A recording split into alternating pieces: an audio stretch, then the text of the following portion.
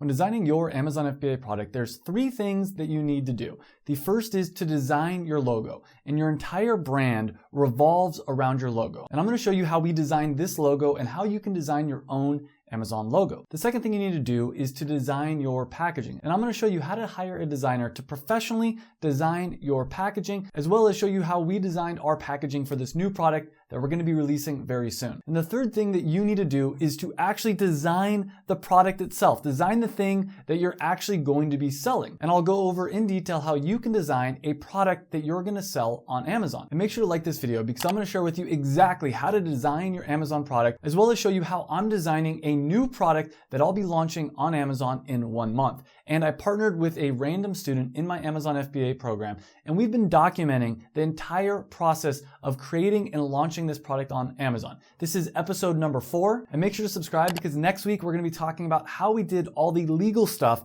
around starting this business. First, I'm going to go through and I'm going to explain the 3 steps for you to design your own Amazon FBA product. Then at the end of this video, I'm going to sit down with Willem and we're going to explain exactly how he designed the product that we're going to be launching in less than 1 month. And the first step for you to design your Amazon FBA product is to design a logo. And there are a lot of different ways for you to design a logo for your Amazon FBA brand. Now, the mistake that most people make is they try to design the logo themselves. And unless you're a professional graphic designer, it's worth paying a little bit of money to hire a professional to do this for you. And I actually hired designers at different price points to test out how good of a logo they're gonna make. I hired one designer for around $10 to $20, and it was a terrible logo. I spent a little bit more money and started getting better and better logos, all the way up to I spent $800 on a logo, and I think personally it was the best logo that I got. But if you're looking to save money on creating a logo, you can go to Fiverr.com. But be careful because if you hire the cheapest person, you're gonna get a logo that looks like this. Now, if you do go through and take your time to hire a designer, for around $50, you could probably get a lot nicer of a logo, or you can go to a site like Upwork, where you can find a designer that'll cost you anywhere from $50 all the way up to a few $100s. And this is the logo I got when I hired an Upwork designer. For most people watching this video looking to get a logo professionally designed, I actually recommend 99 Designs. And I spent $800 on this logo, and what makes 99 Designs special is you get hundreds of different designers all submitting their designs to your campaign. So even if you don't really know what you want your logo to look like, you can tell designers what your product is about, who's your ideal customer, and they're gonna make a perfect logo for you. Now, you don't have to spend $800 or $900 on a logo with 99 Designs. They do have different packages. In fact, with Rocket T, we went with the silver package, which is the lowest end package, and we still got a really good logo design. And I do have links to Fiverr, Upwork, and 99 Designs that will get you discounts. So if you're gonna use one of those services, click on the links down below in the description. After you have your logo, you're gonna wanna design the rest of your branding, including the packaging that you're gonna sell your product in. And warning, this is extremely important. You want to make sure that your packaging looks amazing, because when people go to Amazon and they go to buy your product, they're gonna see an image of what your packaging is going to look like. And this is what's gonna determine whether or not they click on your product and ultimately purchase your product. And when designing your packaging, you can either hire the same designer that did your logo, or sometimes it's worth it to hire a different designer. And you can go to Fiverr, Upwork, or run another 99 Designs campaign to design your packaging. And this is what we actually did with Rocket T. We did another separate 99 Designs campaign just for the packaging, and this is what we ended up with. The third thing that you need to think about when designing your Amazon FBA product is to actually design the product itself. And how you design a product is going to depend on what type of a product it is. For instance, with Rocket T, we just went to our manufacturer and we said, hey, this is the kind of product we're looking to create. Can you do it? And most manufacturers said no. And in the last episode we did for this series, which I'll link up here, we talked about how we actually found a manufacturer. But when designing your product, oftentimes the best way to actually design it is to contact the manufacturer that you want to work with and see if they can help you to design it. This is also what I did when designing my first passion product, Performance Nut Butter. It was a food product. I've never designed a food product before, but the first thing that I actually did when designing this was just buy a food processor and start mixing different nuts together until I found a flavor that worked. Once I found a flavor that I thought was pretty good, I hired a manufacturer to see if this was a recipe that could scale. And for $700, they took my basic recipe and made it perfect for their machines so that it could scale. And if you're looking to create a product, but you're not an expert in this category, you can always hire an expert using Upwork, Fiverr, or just going to Google and searching for whatever your product's about space, expert. For instance, one of my students, Carla, with her product autoimmunity, she was not a doctor or an expert nutritionist, so she ended up hiring an expert nutritionist because she was creating a product that would help to alleviate some autoimmune symptoms, but she wasn't an expert at the subject, so she was able to hire someone that formulated her blend for her. And so whatever type of product that you're looking to create, there's someone online that can help you. Even if you're looking to create something that's a little bit more technical, you can hire someone to use AutoCAD or some kind of a 3D design software to create the product for you. And now I'm going to have Willem, my business partner for Rocket Tea, explain in depth exactly how we designed all aspects of this product, including the logo, the packaging, as well as the actual product itself. But before I do that, as I mentioned, we're going to be launching this product live on Amazon on September 20th. So click the link down below in the description to get on the wait list for when we launch this product, because when we launch it, it's going to be discounted for the first week. And in addition to that, when you join the wait list, you're going to get to see all the emails that we send out to launch this product. And then you can take those emails and copy them for your Amazon launch. So click on the link down below to get on the wait list. And now I'm going to have Willem explain to you how we designed this product. How did you come up and how did you get the logo and the packaging itself designed? Yeah, well, so that started off with the process of trying to figure out what my brand was going to be called first, because the package and logo would be kind of built around that. So to get the brand name, I used a thesaurus. It's smart. I used a thesaurus. To like figure out if there was like a word that could really like nail on the head the concept or the idea of what I wanted to kind of convey, which is that drinking this tea was going to blast you off or, you know, make you feel energy or like that was the idea. I also made a product launch group, which is something that Travis's course kind of coaches us to do, which is to have a group of friends and peers and also hopefully your ideal market to help you decide like what the best brand name would be. They give you feedback on like what your logo is, whatever. So I did this on Facebook and I started off with something like Takeoff Tea, and then it went to like Rocket Ship Tea, and I was getting feedback from everybody in the group about like what they thought about that. And after a lot of interesting dialogue with everybody, we found that Rocket Tea was something that a lot of people enjoyed. And it was also the shortest. And it also, in my mind, was like an easy logo to create. And I could make marketing and branding around like space. And like it all kind of started to come together after I decided on Rocket Tea. That's one of the benefits of why I recommend always creating some kind of a product launch group. So for anyone that doesn't know, the product launch group is just as you're growing your tribe around your product, you get them into a Facebook group or get them into some place. It could be a Discord group, wherever, and you ask them questions because these are going to be your potential customers. So you tell them, hey, I'm stuck between this idea, and this idea, and they'll narrow it down and they'll tell you, you know what, these two ideas suck, and they'll give you good reasons why they suck. You should go with this other one. I think it's very helpful. Other people in the product launch group also kind of started to volunteer what they thought a good name could be. You know, so it became a whole discussion, like a name that I didn't think about that some people, more than one person even suggested was Infinity. You know, like that kind of thing. And I was like, okay, well then the logo could look like an Infinity 8. You know, it just kind of gets everything going. So the product launch group helps you to crowdsource and get, instead of it just being your one brand, you get multiple different brands. But eventually you landed on Rocket Tea. Yeah, we landed on Rocket Tea. And then I used 99 Designs to help me with the logo. And I had not used 99 Designs before, actually. Like I'd always used like Fiverr or like Upwork or something where there's like a specific job that I want like a specific result from. But 99 Designs was great for my purpose because I started a contest around what the logo could look like. And I got submissions, again, sort of like crowdsourcing, submissions from a lot of different designers of what they thought a good logo would be after I had made a detailed brief of what I was looking for. So a lot of designers took the Rocket Tea and they made like a spaceship going around a planet or something like this. And the logo that I'm using now is a rocket ship with tea leaves coming out of the bottom of it as though the tea leaves are flames. And that's very cool. And that's actually not something that I thought of myself. That's not something I asked a designer to make for me. And then when I saw that, I was like, oh, that's actually a very cool idea. So I chose that designer as my winning contest. And then I started working with him closely about like how we could refine that logo to be what I wanted. But going into that contest, I didn't know that I would be leaving it with a rocket with tea leaves as the flame. Like that was a happy surprise for me. So 99 Designs is cool for that reason. How much did it cost to do your 99 Designs campaign? That was like a silver package logo. Yeah, it's like $300-$400. Yeah, $300-$400 to make the logo. After I had that good experience with 99 Designs for my logo, I went back to 99 Designs, not the same designer, because this designer is just like a logo kind of specific designer, but I went back to 99 Designs to help me with my package design. And I will say that some designers that do logos can do, like, you can hire them outside of 99 Designs to do your packaging. Yep. You can save a lot of money, but other designers, they don't know how to necessarily, they only do logos, as Willem was talking about. So as you were mentioning, you went back to 99 Designs because you had a good experience. You did another silver package, but this time to get your package design. Talk about that process and how that went. Right. Well, I did another contest again. Yeah. I did a contest like I did for the logo because I wanted to sort of see what everybody kind of came up with. That also surprised me in a good way, because the package I have now has elements and details on it that the designer kind of,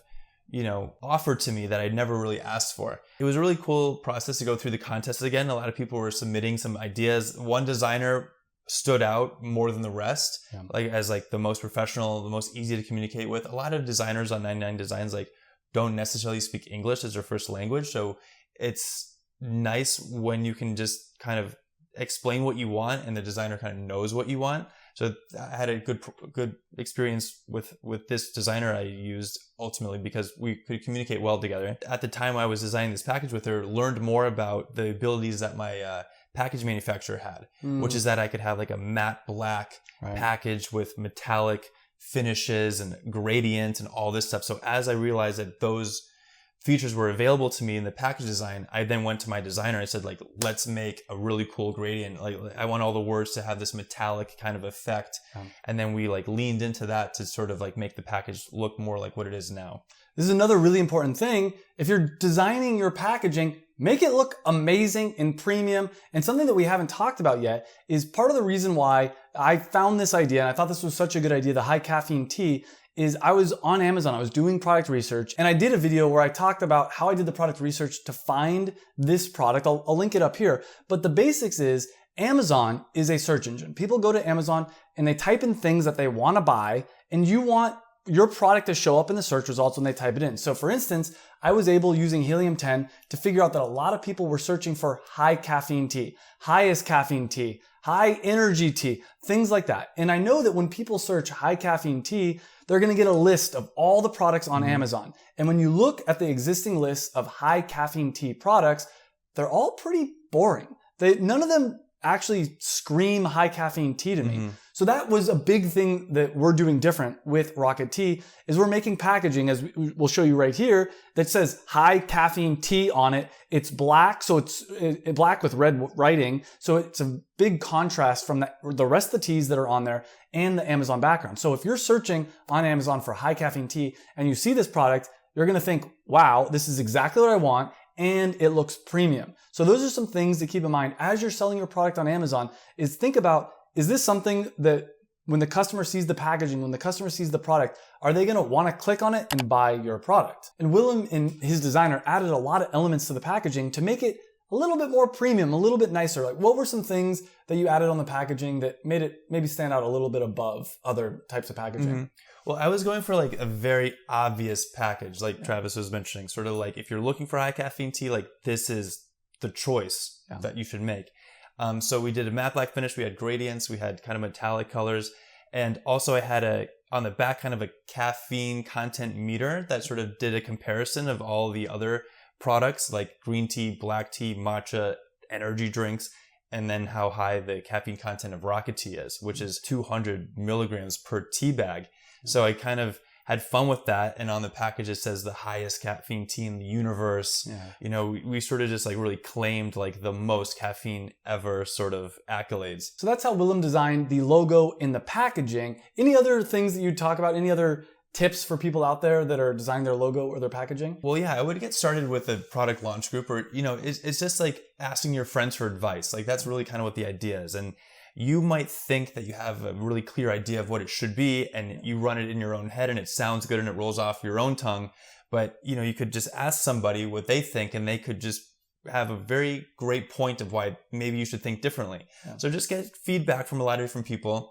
I like using 99 Designs. I would recommend doing that. I'd recommend using the contest because you get to see a lot of different submissions of things that you might not have thought of yourself. And then you can even take that submission and kind of maybe you recognize a different designer and you can say, okay, well, look, I like you, but I kind of want this idea, and you could kind of work with them in that way. And I'll put a link to 99 Designs down below with a discount. So if you're going to use 99 Designs, use that link down below. So now that we talked about the logo and the packaging, the other part of designing your product is actually designing the product. And let's talk a little bit about how you went down the path of designing the actual tee. And we talked about in last week's episode how you found a manufacturer and all that. But once you found the manufacturer, what was the process like on actually making the flavors and all that? Right. So my tee manufacturer is asking me a lot of questions about like how I wanted it to taste, what he could offer me.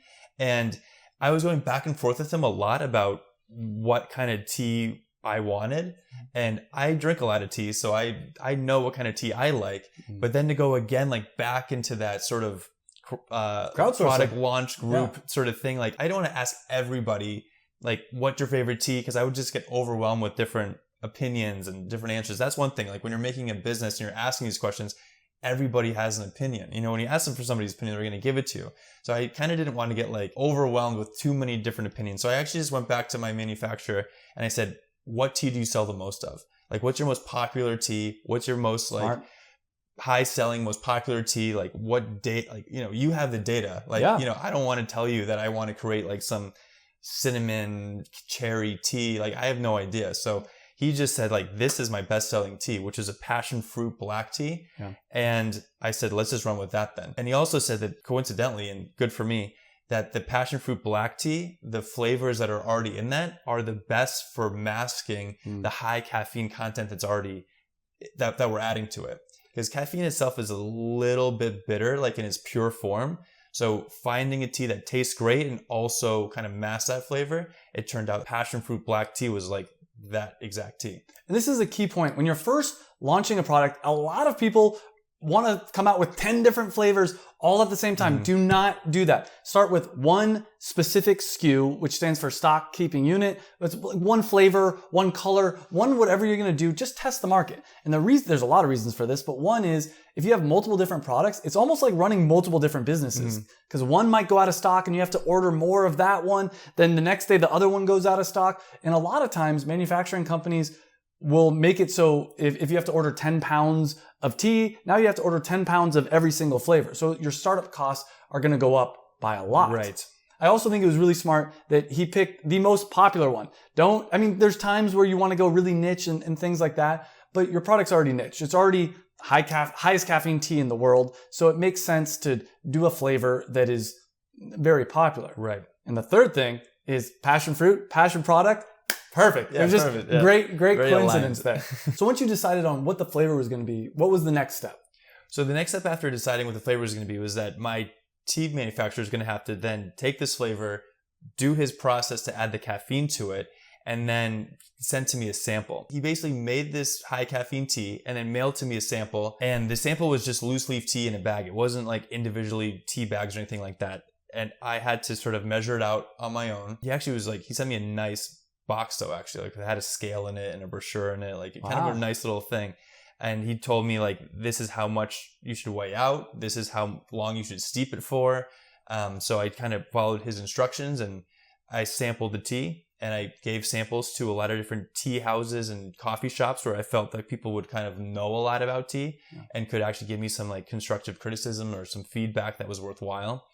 And I just tasted the tea and gave it to all my friends and family and some of these like kind of professionals around me. And we talked about that more in depth in last week's episode. But the key thing is, if you didn't like the sample, you could have said, okay, I'm going to make this tweak and this tweak. Luckily for you, it seems like you liked it right out of the gate. So that worked out well. It was good right out of the gate. And even if I would have wanted to maybe make a change or something like this, like out of my own personal tastes, I was still just trying to like trust that this was the tea that everyone liked. You know, like he is a tea manufacturer. He produces this tea the most. He makes more sales of this tea than any other tea. So even if like I had a thought around it or my mom had a comment about it, I just kind of still wanted to like trust that like, well, he says that this is the best tea. This is the most popular tea. So like, let's just go with it. And you know, it tasted fine. It tasted great. Is there anything else you want people at home that are designing their own products to know about this entire process? Right. Well, the design process is very fun. I actually enjoyed that a lot. It took me longer than I thought to complete though. That was mostly just because on 99 Designs, I was using a designer that was based in Poland, and she was amazing. She was great. She was very communicative. She was very kind, and it was nice to work with her. But I would get into a pattern where like I would email her to make a change, and then she'd be sleeping or something like this, and then she would get back to me like 8 hours later, like what did you mean by that? And then I would kind of be like in the middle of something else, and then I would say, I just want you to move it down like an inch, and then she'd be sleeping again. So like to make a minor edit on my package design like could take like 2 or 3 days.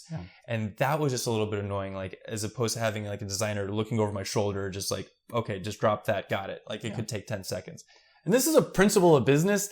Everything pretty much takes longer than you think it's going to take. You're like, yeah, this should just get done. But like Willem said, sometimes people don't respond to you in a timely manner. And then there's questions and it's the back and forth. So it's a very typical thing. Another thing you want to think about when designing your package is you want to mock it up and you want to see what it looks like. And you want to talk about that process? Yep, sure. So I was actually in Mexico City at the time that I was doing this process.